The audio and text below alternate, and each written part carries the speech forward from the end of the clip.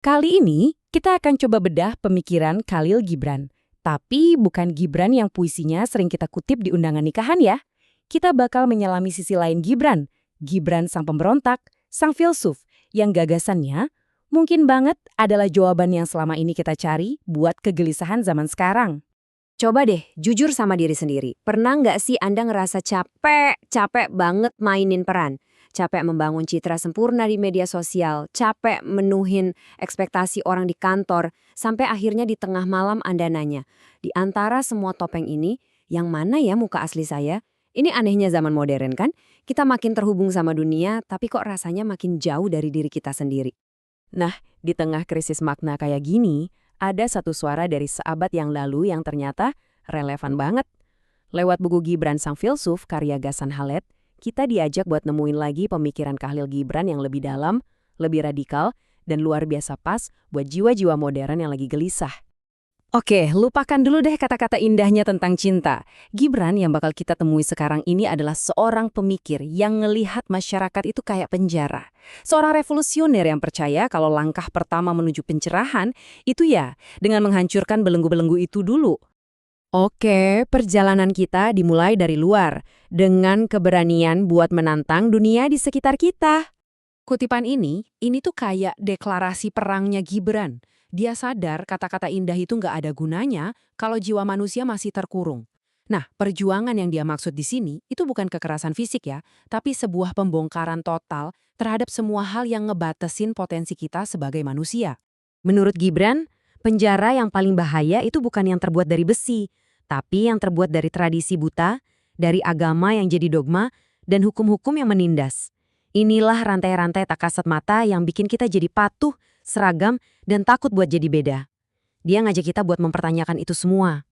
Dan kalau coba bayangin, Gibran hidup hari ini, dia mungkin bakal ngelihat rantai yang sama dalam bentuk yang beda. Rasa haus kita akan likes dan validasi digital, dia bakal sebut itu penjara baru dan nawarin pengenalan diri sebagai kuncinya. Budaya konsumtif yang janjiin kebahagiaan lewat barang, dia bakal lawan itu dengan kebebasan spiritual yang nggak bisa dibeli. Dan identitas palsu yang kita bangun di sosmed, dia tantang itu dengan pencarian diri sejati yang universal. Musuhnya sama, arenanya aja yang berubah. Nah, setelah kita berani melawan dunia luar, Gibran ngajak kita ke perjalanan yang mungkin lebih sulit. Masuk ke dalam diri. Ini dia titik baliknya. Percuma kan kita teriak-teriak melawan masyarakat, kalau di dalam diri, kita masih jadi budak dari rasa takut kita sendiri, dari iri hati, dari luka masa lalu. Menurut Gibran, pembebasan sejati itu kerjaan internal. Kita harus jadi tuan di rumah kita sendiri dulu. Gibran punya istilah keren buat ini. Insan kamil atau manusia super. Tapi, jangan bayangin pahlawan super pakai jubah ya. Ini lebih ke soal jadi arsitek buat jiwa kita sendiri.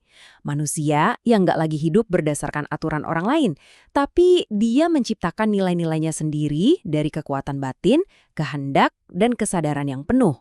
Buat sampai ke level ini artinya kita harus berani ngadepin rasa sakit dan mengubahnya jadi kekuatan.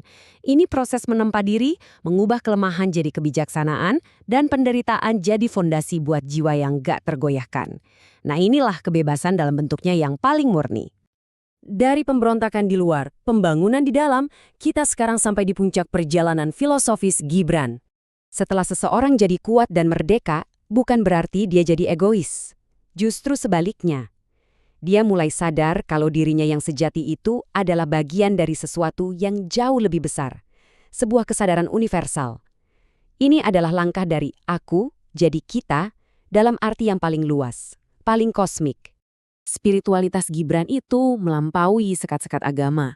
Buat dia, Tuhan itu adalah kehidupan itu sendiri. Sesuatu yang bisa ditemuin di keheningan batin, di keindahan alam yang bikin kita tajub, di karya seni yang bikin jiwa bergetar, dan di dalam cinta tulus yang menghubungkan kita semua jadi satu. Jadi, ini dia petanya. 3 langkah perjalanan jiwa menurut Gibran. Pertama, berontak dari kepalsuan di luar. Kedua, bangun kekuatan di dalam. Dan terakhir, menyatu dengan kebenaran yang lebih besar. Sebuah formula yang utuh untuk nemuin lagi makna di tengah dunia yang kadang terasa makin acak.